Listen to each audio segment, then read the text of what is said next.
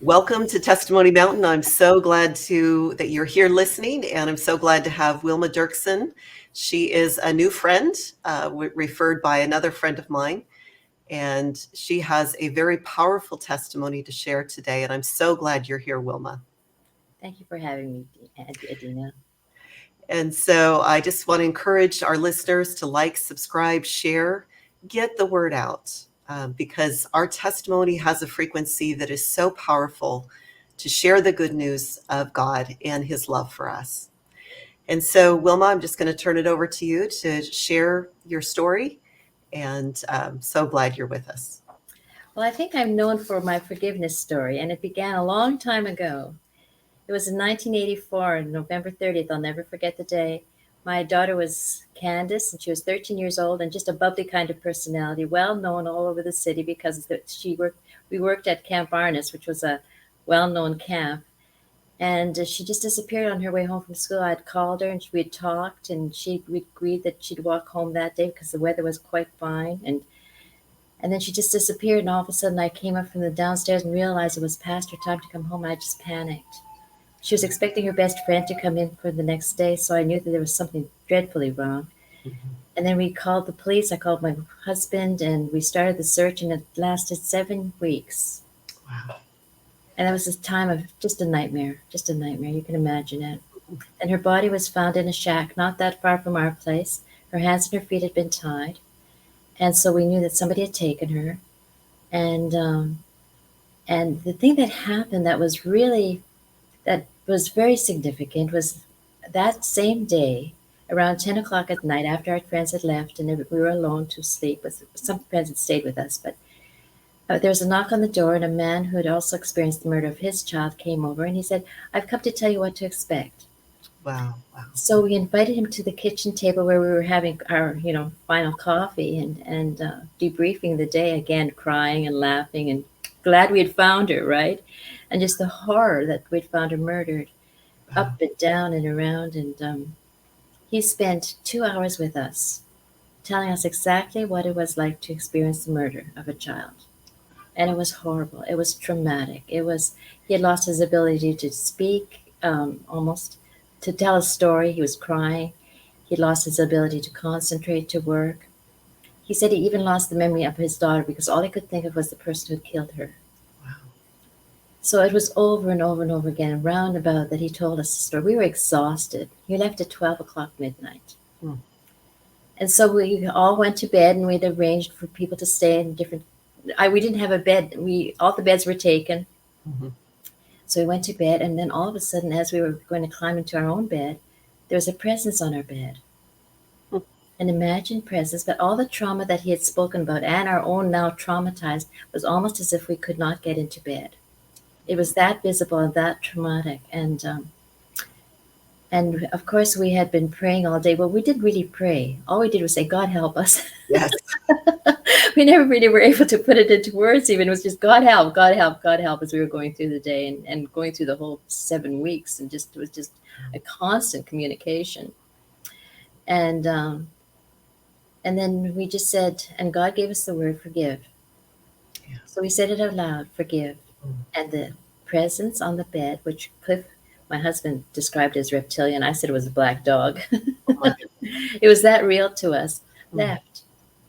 And we actually climbed into bed and went to sleep that night. It was a short night, but we did sleep, which is a miracle. If you know anything about trauma, if you know anything about murder or anything like that, it was a miracle that we slept in as soundly as we did. We were just exhausted. We just slept. That was the first miracle. And then what happened was another significant moment is that when we went in front of the press, because they had been with us for 7 weeks, Mhm. they had helped us find Candace. They had just created such an awareness in our city in Winnipeg that we were just so thankful to them. And we invited everybody in Winnipeg to come to her funeral. We were just so grateful to have found her because Yes. the 7 weeks had been so hard on us, as you can imagine. And then at the end, after our declarations and our thanks and our gratitude, one of the reporters in the back row, I think, said, "And what are you going to do about the murderer?" Mm.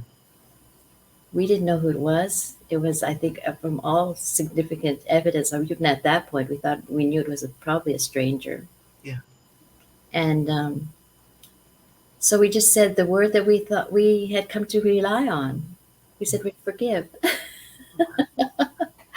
Well, people just took that, and the next, I'm a journalist by trade, and so the next day, the story wasn't really about the murder. It was about the funeral coming up, the invitation, and the gratitude, but it was about our choice to forgive.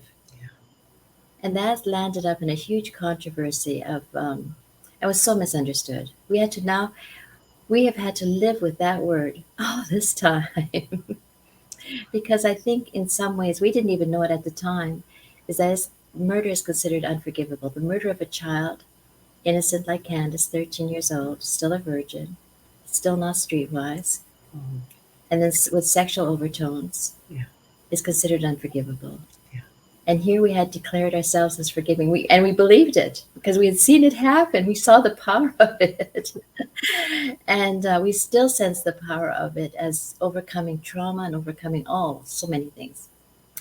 And so we've had to live with that and learn it. And we've been asked about it constantly. Some people said, oh, your story will be over in a year or two, and then you won't be in the publicity anymore. Well, it hasn't been that way.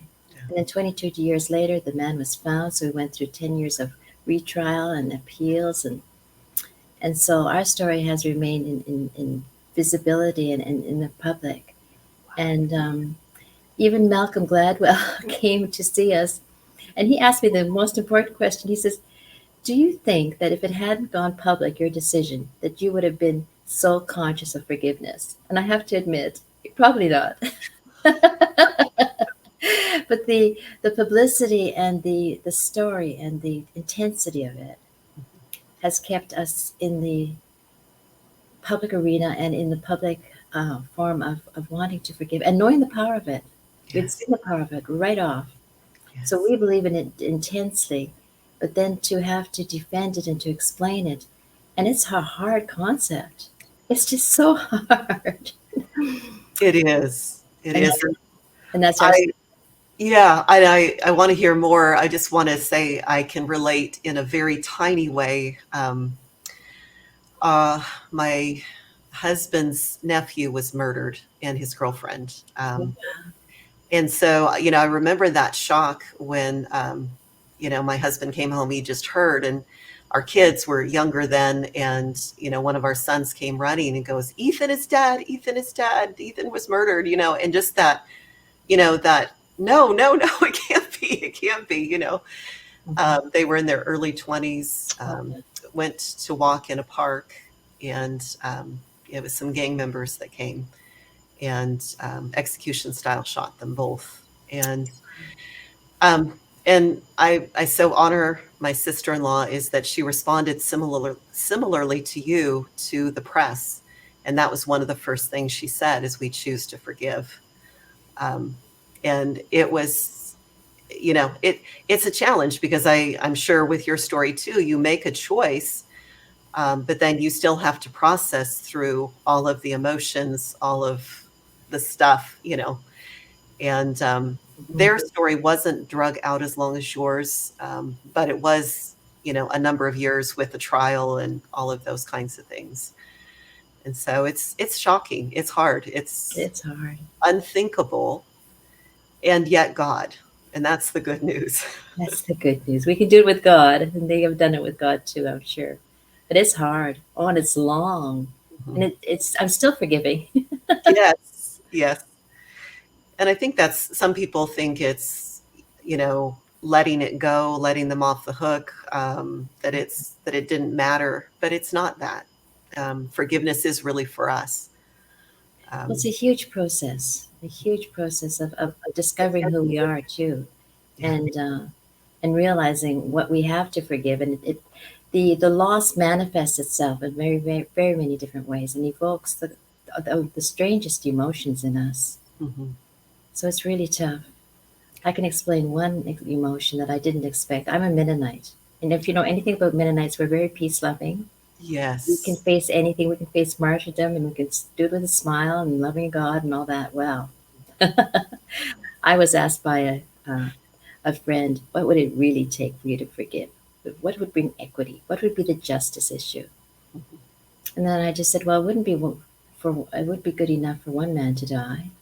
He would be guilty. Candace was innocent, totally innocent. Yeah. There's no equity in that. So I didn't even know I believed in capital punishment. And here all of a sudden, my heart was speaking, and my heart did. And then I said, and I 10 child murderers would have to die for there to be equity. And it still didn't feel good. Yeah. And then I said, and I would have to pull the trigger. And Oh, in my wow. mind's eye, I pulled it 10 times, and Mhm. it felt delicious. Uh-huh. Like chocolate cake, like the best chocolate cake. It just felt just overwhelming. And I thought, I'm a Mennonite. There goes my Mennonite identity. A mother's broken heart we just are angry. We're just Yeah. angry. We're just brokenhearted. And then I had to forgive and say no. To me, to kill 10 child murderers mean that I would be wounding 10 mothers. Yeah. And then I found my way back to compassion. But that was it's not an easy trip. It's not. And so I know that because of what we went through, that everyone handles things differently. And so how did this affect your husband? And you have other children? Yes. Well, my husband, well, yes, it affected our marriage many, many times and many levels. And I think that the first, the first thing that we did was, we were driving home from the funeral, making arrangements for the funeral, and then we had a fight over the program. We had an enormous fight over the program, and it was so illogical, so irrational. And one thing that we had promised each other that in part of our premarital counseling was that we would never blame the other for something they couldn't change. Yeah. We would not enter ever into the blame game. Yeah. So we had to say to each other, no, this is a blame game. This is stupid. Who cares about a stupid program? You can't go wrong. We just need to have one. Yes. And so that was a saving grace that led us through all. And I remember the 10th year after the murder, we both kind of just burnt out. Mhm. And so, there were times when, and then Cliff turned really angry at one point. Mhm. And my children said, Mom, help Dad. I said, I can help everybody else, but I can't help your father. But we made it through. And in the end, we were happy. Like he's died last year, but in the end, we were so happy. And my other two children, oh, my daughter, she was 9 years old at the time. And she had confronted me and she says, Mom, why didn't you go pick Candace up? Because Candace had asked me and we had made arrangements. So if I had picked her up, and of course, that was my own self guilt. Yes. That was huge. And she says, why didn't you pick her up? And I says, well, I would have if I would have known. Yeah. And believe me, if you're ever in any trouble, I'll come pick you up. That's what she was asking. And then she said, where was God? Yeah. Where was God? Which Candace was in the shack. And then we had to talk about how Candace had come to terms with suffering and what suffering meant in this world and where does God control and what God doesn't control and all that. And then she asked, and Mom, would you build me? Well, then another thing that we did with Candace, with all the money that came in, we built a swimming pool at the Camp Artist that she was so popular at. And she says, Mom, would you build me a swimming pool if I died? So then I knew sibling rivalry was ripe even after death.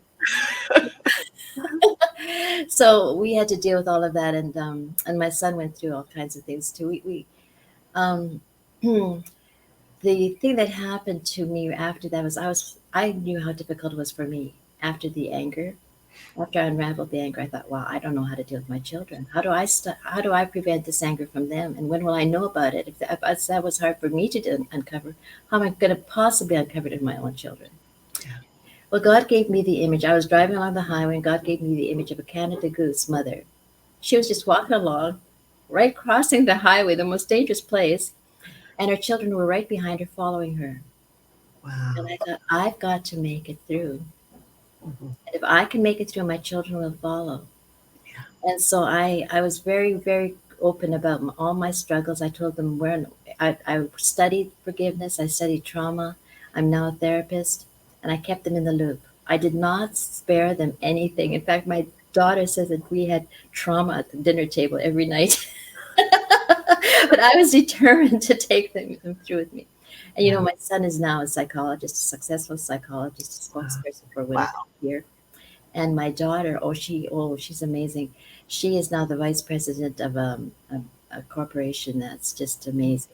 And she's just doing, oh, they're just doing both beautifully. And they both have two wonderful spouses. And I have three grandchildren that are, you should talk, don't get me talking about my grandchildren. So in the end, after all this time, I would say that we've navigated. Can you imagine? We've navigated with the word forgiveness, though. Totally Yes. with the word forgiveness. And both my children would say that they're forgiving. Wow. That is amazing, Wilma. What a journey, what an experience to have to walk through.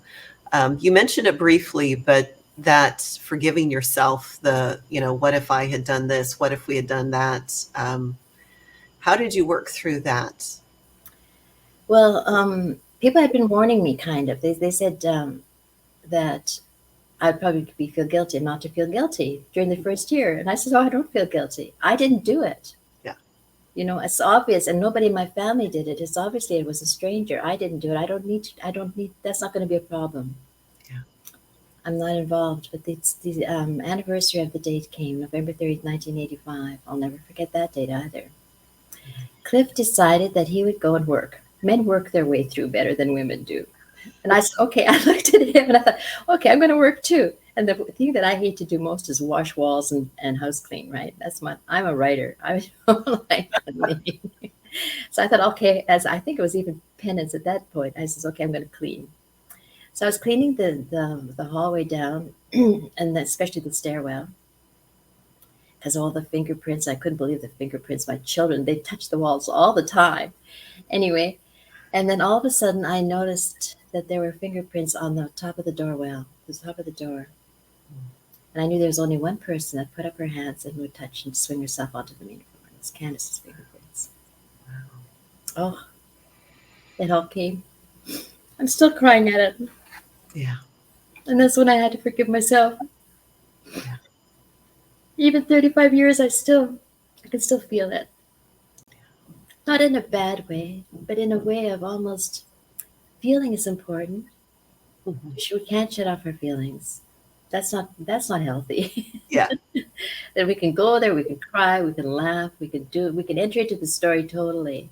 And that's what I do. I enter into the story, but boy, did I have to forgive myself. And that's when I met Christ Mm. on the cross, and I met God again. And God had been telling me, and this is the strangest part, right in the beginning. I says, God, where are you? Help me, help me, help me, especially when Candace was missing that first night. And God said, well, you know what? I'm a parent of a murdered child too. Wow. So we have a support. Yeah. God had to forgive the unforgivable Mhm. when he murdered his son.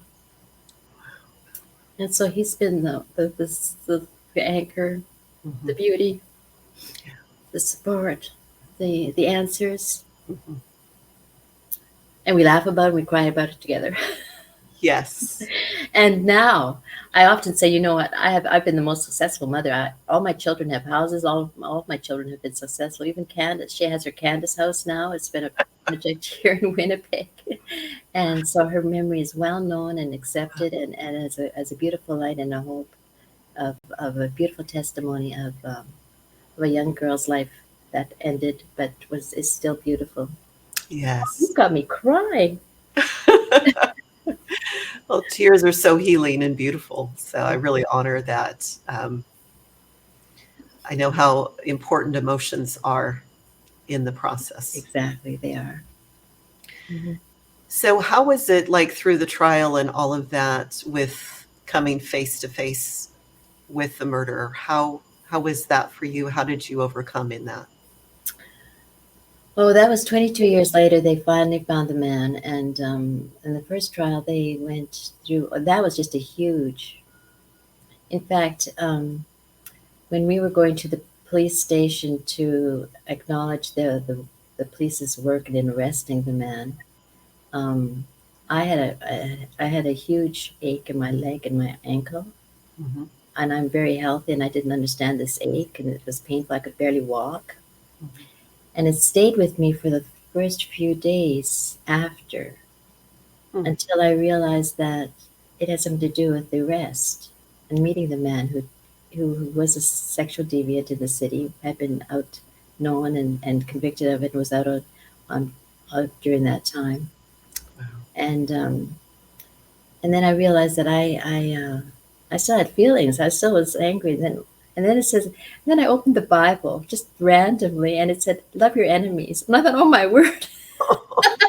God was just right there saying, "Okay, now love them." and and then the words, "Pray for him, bless Wow. him with your prayers." So I cut out a picture of him in the newspaper, and I put it up on my bookshelf, and I prayed for him every day, and the ache went away. So it was a very, very physical manifestation of the pain of meeting him and seeing him for the first time, then hearing his stories, and it was really both me and my daughter just said we didn't need this, because often when parents of murdered children came into our support groups, they could handle the death of the child much Mhm. better than they could handle the trial. You know, like I've said, it was hardest for me to forgive myself and the police and the trial system, but but it was almost easier to forgive the offender. Like it's we the stranger isn't. Well, I shouldn't say that because it's really tough anyway. Yeah. In comparison, and so when they were going through the trial, they became angry. It was really hard for them to forgive the trials because we trust the trials, we trust the systems, and Mhm. when they fail us, then it's really tough. So so it was tough going through that, and we didn't want it. But I think that in the end, the truth, the stories that came out were really important to understanding it. That we hadn't known anything about it for 22 years, Mhm. and so it was very valuable to us. But on the other hand, it too didn't end well because they convicted him of second degree the first trial. Then it went to the appeal process, went to the Supreme Court of Canada. We went to Ottawa. It was appealed, and then it went back to the appeal system in Manitoba, and he was acquitted at the end. What? He was acquitted. We still believe he did it, and I think I have enough evidence of my own. You know, the stories that didn't come out in the trial. There's been enough circumstantial evidence for me to believe that he did it, Yes. and then to realize there would never be justice. Justice doesn't satisfy anyway. Yeah. It doesn't satisfy. And in some ways, all of a sudden, when he was first of all convicted and put into prison, then we had to enroll in the parole system, and then I realized we were tied forever in this victim offender trauma bond. Wow. Wow. And then when he was finally acquitted, then I thought, oh, I'm free. Yeah. And and by this time he was older, and I felt that, well, I'm not responsible for his actions. Yeah. So I don't feel I have to feel guilty if it ever reoffended, but I do feel that he's well recognized in that his ability to reoffend would be nil, almost nil, or minimal at least, and people would know. And so I don't have to feel responsible for him. Yeah. But still, it was a process. That, oh, a lot of forgiveness, forgiving the defense lawyer. Oh my word! You know what the hard part about it was that when you go to a party, you're expected, you're welcomed, Yeah. you're loved. Mhm. When you go into even Walmart or even one of the big stores, you're always greeted at the door, right? Yes. You're always greeted, you're always noticed. But when I went into the courtroom, even though I was well respected everywhere else in my life, nobody recognized me. They would recognize the offender as Mister, the Crown, the defense lawyers. They were all recognized. They all stood in great respect. We stood up every time the judge left and entered the room. Mhm. And the jury people were all just, everybody was so respected and so accepted. We were never once mentioned over the 10 Like, years, never once recognized in that room. wow. And that does take a toll on you, you know. I mean, Yeah. I knew this going in, so I had all my friends come, Yeah. and I created my own support system, knowing that the courtroom and the trial system does nothing for the victim to help heal them. Wow. Wow. The church did, the community did, my friends did, but the system that was meant and set up to help me and to create help for the society never mentioned or recognized me. And Wow. that's really hard for victims. Yes. Managed to get through it, but because I had resources. But I've seen so many defeated, so many people defeated by that. And so this really shifted your life. You said you do support groups, and what are you doing now as part of? But Um, that, yeah, that was another big story. I was with the Mennonite Reporter. I'm a trained journalist, mhm. and I was with them for about 14 years, helping with people's, and people would find me. They would find me, and finally, I was so Cliff and I, after 10 years, were just so fed up with everything. We were just so burnt out with it. I decided I was going to go to real estate, and I was going to make a lot of money and get out of it. It was my Jonah into the ocean. Oh, and I took the course and I was excited. I was going to change. I was going to be out of the public eye. I was going to make, anyway, I was going to sell houses, which I love. And I was selling my first house. And the man looked at it and he was very good buyer, a potential buyer. And then all of a sudden he said, when we were in the basement, he said, I come to buy a house, by the way. And we all looked at him. Why did you come after all this? He says, I've come because my daughter was murdered and I come to see you. Oh my. I knew I couldn't take on and do anything. I attracted the wrong people. So the murder was taking my choice of careers away too. Wow. Wow. Then that devastated me when knew I had lost control of my life. So then I thought, okay, God, I took a little sheep and I put in a little ornament. I thought, I'm just a sheep, God. I give it to you. And then I went and I gave my application to a big organization, MCC, and they took me on and I became the director of Victim's Voice and ended my career with being a director of Victim's Voice. And so, putting my whole force into it and really gratified and wrote books and loved it. Wow. But I could not get away from my identity as a victim. Wow. It was really tough. And I had to forgive that too. Yes. But in the end, it was a beautiful opportunity. Well, and I think that's the beautiful way that the Lord takes our trauma and turns it into triumph, into being able to help so many other people, in their processing. Um, to me, that helps to give some meaning to something that feels like it's meaningless. Part of His bringing restoration. Huge.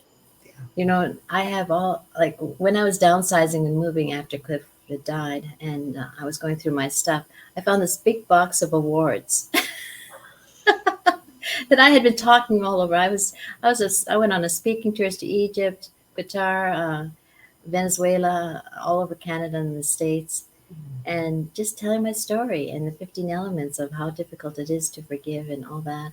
Mm-hmm.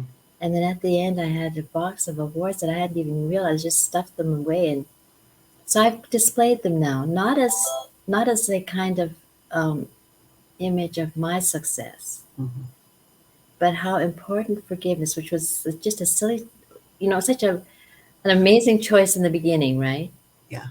Which I wouldn't have even not think that anybody would be care about, Mm-hmm. became so significant, became our contribution, became my contribution to just to encourage others to find their freedom, their mental health, their freedom, and live a life of joy and cry and laugh and enter into every moment, no matter how difficult it is, to just find your way through forgiveness. And that became my contribution. So I have these awards that I don't really claim, but just they're for God. Yeah. God had a purpose. God had not the purpose in Candace's death. That's because of suffering and because of other theological choices. But will turn anything and everything into good, even an unforgivable sin. Absolutely. That is so, so good. I so appreciate you sharing your story, Wilma. What would you say to those who may be struggling in some of this in their own lives, either the loss of a child or other horrific traumas? What's the pathway through? Well, I do have 10 steps. Do you want to hear them? Yes. First, I've just come up with them now, actually, because now I finally feel I have the kind of authority. I'll tell them very briefly. First of all, you ask for God for help. You ask the higher power or your father, whatever higher power you name. And then choose the word forgiveness as a process, not as an end, but as a process. Then you accept all the feelings of anger and all the stuff, all the trauma feelings. Accept them as being sort of stop signs. You don't ignore stop signs. You appreciate stop signs because stop when you look and you listen and do all that. Then you shelve your first response. And we can shelve trauma. We don't realize it, but we can shelve it.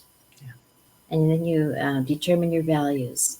Do you want to do it for yourself or do you want to do it for others? Do you want this to do it for God or do you want to retaliate or do you want to do it for the common good of mankind? That's a huge choice to do. Then you name the root cause. You really can't forgive until you know what you're forgiving. And the root cause is usually buried deep, deep, deep, deep. And you might need a therapist to get it out.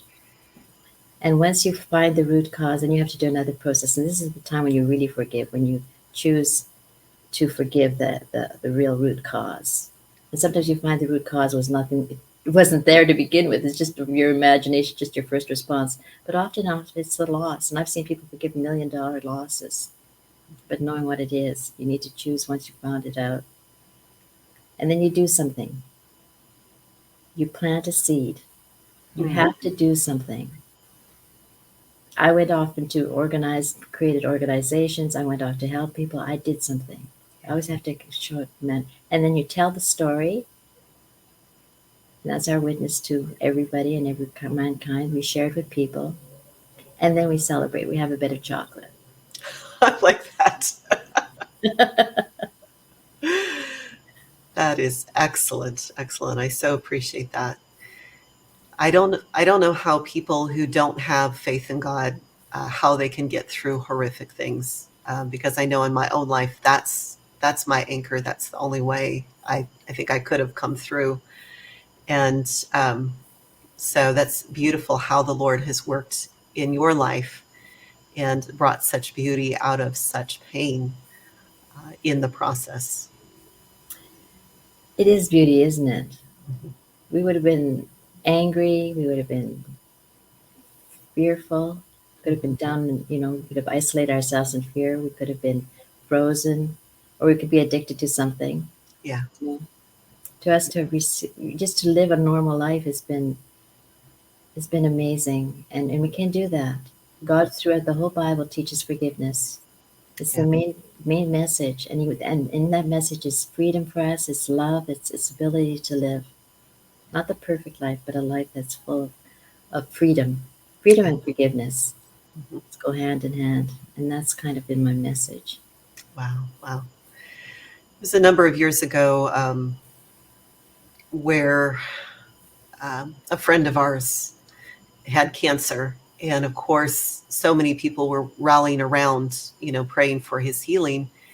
And yet I felt the Lord gave me a word, and I knew that he was going to pass. And that my part of the process was just to pray him in, pray him home.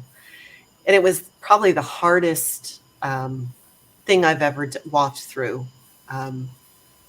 But I remember just about a week before he passed that the Lord allowed me to hear and experience just briefly the choir, the angels, as they were preparing the song for his homegoing.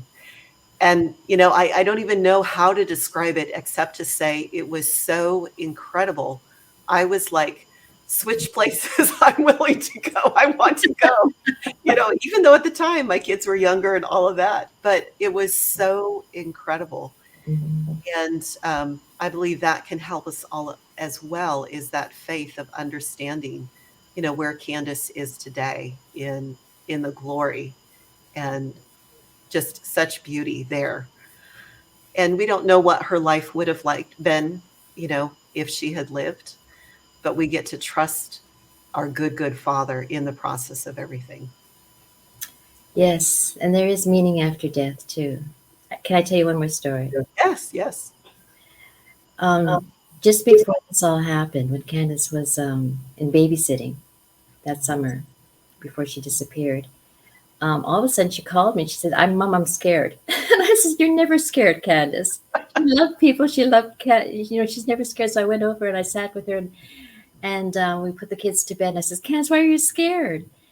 And she says, Mom, I had a dream. And she says, I know I wasn't supposed to watch the movie, but I watched it. She was her own self, and who cared about the movie? I was more worried about the fear. Yes. And then she said, I believe the movie was about murder, and someone was going to murder me. Wow. And I said, oh, Candace, that's easy. Just give it to God, and He'll take care of you. Wow. And then he said, no. She said, no, Mom. People die. People are murdered. You can't give me that. That's a Sunday school answer. She's so smart. And then I said, well, you know what, Candace? We were facing death when we were missionaries up north, and I said the only way that it defeated us to begin with, too, until we realized that if God lets us be murdered, then our murder will have as much impact as our lives would if we would have Yes. lived it out. Yes. It's not for vain. If we can live out our lives and have meaning, or we can die and have meaning if Yes. we're murdered and are taken prematurely. Yes. God has promised that to us. You know what? I said that, and I looked over and there were tears in her eyes, and she was never afraid again. Wow. Wow. So I knew that she knew then that no matter what happened to her, God would take care of her. God would take care of her and let her live. Either if it's living more meaningful down here, like we had to learn how to live again after murder, or living up in the kingdom. Yeah. And either one is a heaven kingdom or an earth kingdom, right? Yes. And so when this all happened, I remembered what I told her. I said, oh God, we're in trouble. You have to make her life have more meaning than if she had lived. Yeah. And it has. Wow. Wow. It has. There's a Candace house, and sometimes people call me Candace, Mhm. and I'm known as Candace's mother. So God has honored that. And yes, there is, even death does not have to defeat us if we are forgiving people. But it's there's freedom in to live, and there's freedom to learn, there's freedom to love, there's freedom to explore and to live and to have a leadership and vision. Yes. Yeah, it's hard though, isn't it? It is. And I know that a lot of marriages don't survive the death of a child. Do you have any words of wisdom for um, spouses who may be going through something similar? Yes. We're going through something like that, we need to find a cause for it. We need to blame something. Mhm. And there is nobody to blame sometimes. Mhm. And to allow each other their just to allow each other their journeys, and not to blame each other. Yeah. I see that so much, or not expect something. It's your journey to go. And find your friends. Don't expect everything from your spouse. Mhm. They're going through a journey and we journey different. And often we were apart, Cliff and I, because he journeyed as a man. They do it differently than women. Yes. Fathers do it differently than mothers. And there's a very distinct difference in that. And to allow for that, and to love each other, to be themselves, even though we need them to be the sole survivor for us, and our saviors. We're looking for saviors, and often we look at our spouses to save us. Mhm. But really, we have to look at Jesus to save us, and Jesus will, and give our marriages to Jesus too, So because good. it's just so tough. It's just so tough. Yeah. Give yourself a lot of grace. So good. Do you have any last words or any last story you'd like to share today? Well, I think this has been wonderful. You've gotten all the good stories. And no, I just thankful for this opportunity. I'm thankful that at this age still, I'm still asked to tell my story. I still have value, Yes, and absolutely. it's so wonderful to have these opportunities. And just I just hope that my words and my story and the memory of Candace still is able to shed light, Yes. because it gets so dark. The dark night of the soul. It gets so dark when it gets so. And you just see it, and I think right now we're even entering into more of a time of darkness. This world just seems to be going darker and darker. Mhm. So I'm just thrilled that you have this program, that you're shedding light, and I'm glad to be part of it. Thank you. Thank you so much, Wilma. This was so awesome and so really inspiring. And so just encourage you, if you're watching and you know of friends, family, acquaintances, coworkers who have experienced this or are experiencing this, encourage you to share this with them. We want to spread the hope, the joy, and the testimony of the power of God in and through forgiveness. And we also want to take part in just honoring Candace's life, that her life is not in vain. And so I just thank you so much, Wilma, for sharing your story, and bless you on your journey. Thank you. Bless you too.